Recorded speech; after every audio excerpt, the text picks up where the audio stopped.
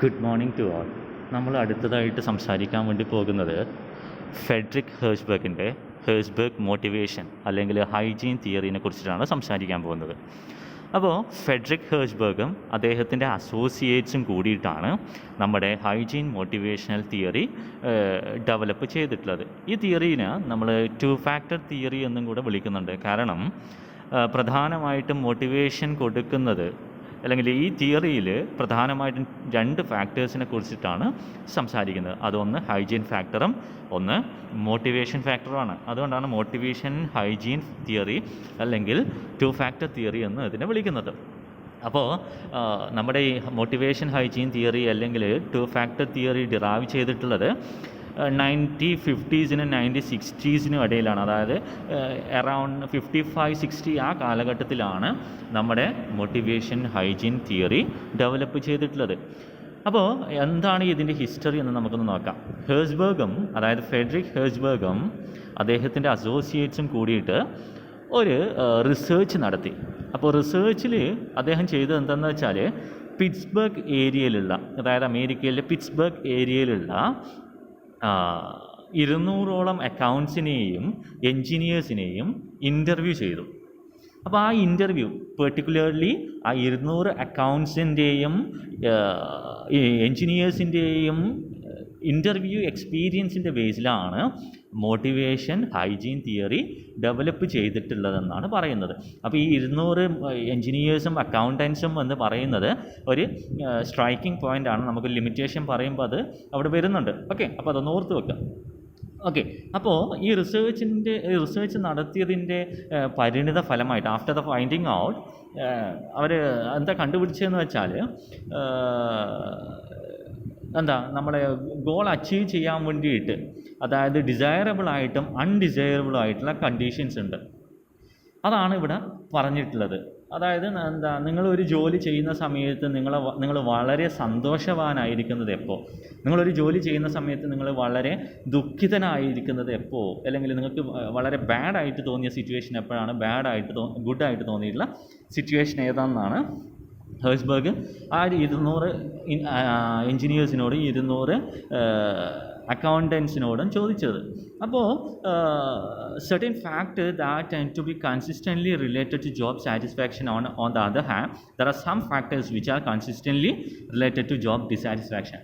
അതായത് നമ്മൾ ജോലിയുമായി ബന്ധപ്പെട്ട് ജോലിയിൽ സംതൃപ്തി തരുന്ന കുറച്ച് കാര്യങ്ങളും ജോലിയിൽ അസംതൃപ്തി തരുന്ന കുറച്ച് കാര്യങ്ങളുണ്ടെന്ന് അദ്ദേഹത്തിന് ഈ റിസേർച്ചിൻ്റെ ഭാഗമായിട്ട് മനസ്സിലാക്കാൻ വേണ്ടിയിട്ട് പറ്റി.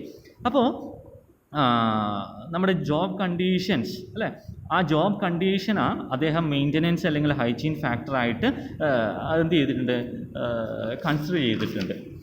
അതുകൂടാതെ മോട്ടിവേഷണൽ ഫാക്ടറായിട്ടും കൺസിഡർ ചെയ്തിട്ടുണ്ട്. മോട്ടിവേഷണൽ ഫാക്ടേഴ്സ് എന്ന് പറയുന്നത് ഹൈജീൻ ഫാക്ടേഴ്സിൻ്റെ നേരെ ഓപ്പോസിറ്റാണ്. അപ്പോൾ ഹൈജീൻ ഫാക്ടേഴ്സ് എന്ന് പറയുന്നത് എക്സ്ട്രിൻസിക് ഇൻ നേച്ചറാണ്.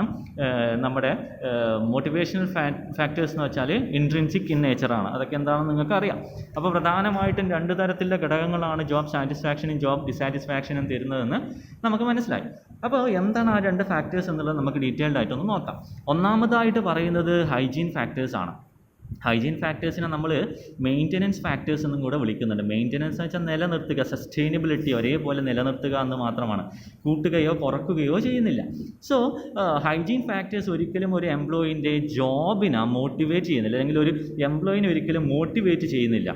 അതെന്ത് മാത്രമാണ് ചെയ്യുന്നത്, അത് ആ എംപ്ലോയിക്ക് ഡിസാറ്റിസ്ഫാക്ഷൻ ഉണ്ടാക്കുന്നത് ഇല്ലാതാക്കുന്നു. അതായത് ഡിസാറ്റിസ്ഫാക്ഷൻ ഉണ്ടാക്കുന്നില്ല ആര്, ഹൈജീൻ ഫാക്ടേഴ്സ്. എന്നിരുന്നാലും എന്തുണ്ടാക്കുന്നില്ല, അത് മോട്ടിവേഷൻ ഉണ്ടാക്കുന്നുമില്ല. അതുകൊണ്ടാണ് അതിനെ എന്ത് വിളിക്കുന്നത്, മെയിൻ്റനൻസ് സ്റ്റേറ്റ് കോ എന്ന് നമ്മൾ വിളിക്കുന്നത്.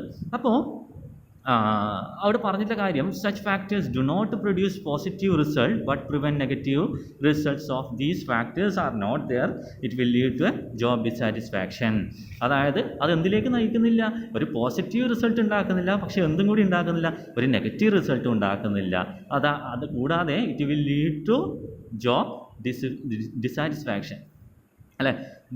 റിസൾട്ട് എന്താണ്, negative result of those factors are not there, it will lead to job dissatisfaction. അപ്പോൾ ഹൈജീൻ ഫാക്ടേഴ്സ് ഇല്ലെങ്കിൽ എന്തായി മാറുന്നു, അത് ജോബ് ഡിസാറ്റിസ്ഫാക്ഷൻ ആയി മാറുന്നില്ല. There are not motivators as they maintain a zero level of motivation, അല്ലേ? Zero level motivation നിങ്ങളോട് ചോദിച്ചാൽ നിങ്ങൾ ഹൈജീൻ ഫാക്ടേഴ്സ് എന്ന് പറയണം. കാരണം എന്താ? അത് മോട്ടിവേറ്റ് ചെയ്യുന്നില്ല. ആര്? നമ്മുടെ ഹൈജീൻ ഫാക്ടേഴ്സ് ഒരിക്കലും എംപ്ലോയീസിനെ മോട്ടിവേറ്റ് ചെയ്യുന്നില്ല. അത് in other words these factors do not provide any satisfaction but eliminate dissatisfaction. ഇതുണ്ടെങ്കിൽ എന്തിലേക്ക് പോകുന്നില്ല? ഡിസാറ്റിസ്ഫാക്ഷനിലേക്ക് പോകുന്നില്ല. അപ്പോൾ ഇല്ലെങ്കിലോ അത് ഡിസാറ്റിസ്ഫാക്ഷനാണ്. അപ്പോൾ ഏതൊക്കെയാണ് ഈ ഹൈജീൻ ഫാക്ടേഴ്സ് എന്ന് നമുക്ക് ജസ്റ്റ് ഒന്ന് നോക്കാം. ഒന്ന്, കമ്പനി പോളിസീസ് ആൻഡ് അഡ്മിനിസ്ട്രേഷൻ. കമ്പനിയുടെ നയങ്ങളും അതിൻ്റെ ഭരണകാര്യങ്ങളും. നല്ലൊരു ഭരണവും നല്ലൊരു പോളിസിയൊക്കെ ഉള്ളൊരു കമ്പനിയാണെങ്കിൽ അത് അവരെ എന്ത് ചെയ്യുന്നില്ല? ഡിസാറ്റിസ്ഫൈ ചെയ്യുന്നില്ല. പക്ഷേ അത് മോട്ടിവേറ്റ് ചെയ്യുന്നുണ്ടോ? ഇല്ല. നല്ല ടെക്നിക്കൽ സൂപ്പർവിഷൻ, അത് അവരെ ഡിസാറ്റിസ്ഫൈ ചെയ്യുന്നില്ല. അങ്ങനെ ഒരു ടെക്നിക്കൽ സൂപ്പർവിഷൻ ഉണ്ടെങ്കിൽ അത് അവരെ ഡിസാറ്റിസ്ഫൈ ചെയ്യുന്നില്ല, പക്ഷേ മോട്ടിവേറ്റ് ചെയ്യുന്നുമില്ല. അതേപോലെ തന്നെയാണ് എല്ലാം interpersonal relation with supervisor, interpersonal relationship with Peer groups, അതായത് കൊളീഗ്സ് തമ്മിൽ പരസ്പരം നല്ല ബന്ധം ഉണ്ടാക്കുന്ന ഇൻ്റർപേഴ്സണൽ റിലേഷൻഷിപ്പ് വിത്ത് സബോർഡിനേറ്റ്സ്, നമ്മുടെ താഴെക്കടയിലുള്ള ജോലിക്കാരുമായിട്ട് നല്ല ബന്ധം ഉണ്ടാക്കുന്നത്, അതും ഡിസാറ്റിസ്ഫാക്ഷൻ. അങ്ങനെ ഒരു നല്ലൊരു ബന്ധം ഉണ്ടെങ്കിൽ അവിടെ ഡിസാറ്റിസ്ഫാക്ഷൻ ഉണ്ടാകുന്നില്ല, പക്ഷേ അതൊരിക്കലും എംപ്ലോയീസിനെ പരസ്പരം മോട്ടിവേറ്റ് ചെയ്യുന്നില്ല. Salary, job security, personal life, working condition, status, ഇതൊന്നും എന്ത് ചെയ്യുന്നില്ല? മോട്ടിവേറ്റ് ചെയ്യുന്നില്ല. പക്ഷേ ഇതിൻ്റെയൊക്കെ അഭാവം എന്തുണ്ടാക്കുന്നുണ്ട്? ജോബ് ഡിസാറ്റിസ്ഫാക്ഷൻ ഉണ്ടാക്കുന്നുണ്ട്. ഇതൊക്കെയാണ് ഹൈജീൻ ഫാക്ടേഴ്സ് എന്ന് പറയുന്നത്. നെക്സ്റ്റ് നമുക്ക് രണ്ടാമത്തെ ഫാക്ടർ നോക്കാം, മോട്ടിവേഷണൽ ഫാക്ടേഴ്സ്, അല്ലേ? അപ്പോൾ നമ്മൾ നേരത്തെ പറഞ്ഞ മോട്ടിവേഷണൽ ഫാക്ടേഴ്സ് എന്ന് പറയുന്നത് ഇൻട്രിൻസിക് ഇൻ നേച്ചർ ആണെന്ന് നമ്മൾ പറഞ്ഞു, അല്ലേ?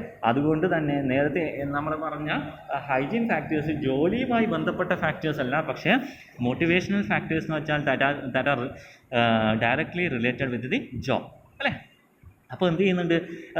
Motivation factors have A positive effect on job status function and often result in an increase in total output, അല്ലേ? മോട്ടിവേഷണൽ ഫാക്ടേഴ്സ് ഉണ്ടെങ്കിൽ അത് എംപ്ലോയീസിൻ്റെ പെർഫോമൻസിനെ ബാധിക്കും, അല്ലേ? എങ്ങനെ ബാധിക്കും? ഒരു പോസിറ്റീവായിട്ട് ഔട്ട്പുട്ട് ഉണ്ടാക്കിയെടുക്കാൻ അത് അവരെ സഹായിക്കുമെന്നാണ് പറയുന്നത്, അല്ലേ? അതുകൂടാതെ അവരുടെ മൊറയിലും അവരുടെ സാറ്റിസ്ഫാക്ഷനും എഫിഷ്യൻസിയും പ്രൊഡക്ടിവിറ്റിയും ഒക്കെ കൂട്ടുമെന്നും കൂടെ പറയുന്നുണ്ട്. അപ്പോൾ നമ്മുടെ മോട്ടിവേഷൻ ഫാക്ടേഴ്സ് ഉണ്ടെങ്കിൽ അത് ഡെഫിനറ്റ്ലി എംപ്ലോയീസിന് എന്ത് ചെയ്യുന്നുണ്ട്? അത് മോട്ടിവേറ്റ് ചെയ്യുന്നുമുണ്ട്. അപ്പോൾ എന്തൊക്കെയാണ് നമ്മുടെ മോട്ടിവേഷണൽ ഫാക്ടേഴ്സ് എന്ന് നമുക്ക് ജസ്റ്റ് ഒന്ന് നോക്കാം. ഒന്ന്, achievement. 2, advancement. 3, possibility of growth. 4, recognition, work itself, responsibility. ഈ 6 കാര്യങ്ങളാണ് പ്രധാനമായിട്ടും ഹെഴ്സ്ബർഗിനെ സംബന്ധിച്ചിടത്തോളം മോട്ടിവേഷണൽ ഫാക്ടേഴ്സ് എന്ന് പറയുന്നത്. അപ്പോൾ മോട്ടിവേഷണൽ ഫാക്ടേഴ്സ് ഉണ്ടെങ്കിൽ അതെന്ത് ചെയ്യുന്നുണ്ട്? എംപ്ലോയീസിനെ മോട്ടിവേറ്റ് ചെയ്യുന്നുണ്ട്, പക്ഷേ അതില്ലെങ്കിൽ ഒരു ഡിമോട്ടിവേറ്റ് ചെയ്യുന്നില്ല. Any increase in these factors will improve the level of satisfaction that these functions can be used for motivating the employees. He further concerned that today's motivational factors are tomorrow's hygiene factors. അതാണ് വേറൊരു important ആയിട്ടുള്ള factor എന്ന് അവിടെ പറയുന്നത്. ഇന്നത്തെ motivational factors നാളത്തെ hygiene factors ആയിട്ട് മാറുന്നു. ഹൈജീൻ ഫാക്ടേഴ്സ് എന്ന് വെച്ചാൽ എന്താ? അത് മോട്ടിവേഷൻ കൊടുക്കുന്നില്ല, പക്ഷേ അതില്ലെങ്കിൽ ഡിസാറ്റിസ്ഫാക്ഷൻ ഉണ്ടാകണം. അപ്പോൾ റെക്കഗ്നിഷനും വർക്ക് ഇറ്റ്സെൽഫും റെസ്പോൺസിബിലിറ്റിയും പോസിബിലിറ്റി ഓഫ് ഗ്രോത്തും അഡ്വാൻസ്മെൻറ്റും അച്ചീവ്മെൻറ്റും ഒക്കെ ഇന്നത്തെ മോട്ടിവേഷണൽ ഫാക്ടേഴ്സ് ആണെങ്കിൽ അതൊക്കെ നാളെ ഏതിൽ വരുന്നതാണ്? ഹൈജീൻ ഫാക്ടേഴ്സിൽ. അപ്പോൾ മോട്ടിവേഷണൽ ഫാക്ടേഴ്സ് മാറി മാറി വന്നുകൊണ്ടേയിരിക്കുമെന്നാണ് അവിടെ പറയുന്നത്. ഓക്കെ, അതെന്തുകൊണ്ടാണ് ഈ മോട്ടിവേഷണൽ ഫാക്ടേഴ്സ് ഹൈജീൻ ഫാക്ടേഴ്സ് ആയിട്ട് മാറാൻ കാരണം? ഇന്നത്തെ അച്ചീവ്മെൻറ്റും അഡ്വാൻസ്മെൻറ്റും റെക്കഗ്നിഷനൊക്കെ നാളെ അവർക്ക് എന്തായി മാറുന്നു? സാറ്റിസ്ഫൈഡ് നീഡ്സ് ആയിട്ട് മാറുന്നു, അല്ലേ? അപ്പോൾ അതിൻ്റെ സ്റ്റെപ്സ് ആണ് നമ്മൾ നോക്കുന്നത്. ഈ ഹൈജീൻ ഫാക്ടർ സ്റ്റെപ്പ് ഒന്ന് പറയുന്നത് ഇൻഫ്ലുവൻസിങ് ബിഹേവിയർ ഓഫ് ദി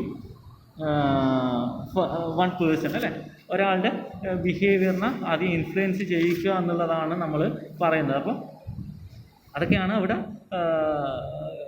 പറഞ്ഞിട്ടുള്ളത്. അതാണ് ഒരു സ്റ്റെപ്പായിട്ട് അവർ പറയുന്നത്. ഫർദറായിട്ട് കൂടുതൽ സ്റ്റെപ്പുകളൊന്നും അവിടെ പറഞ്ഞിട്ടില്ല.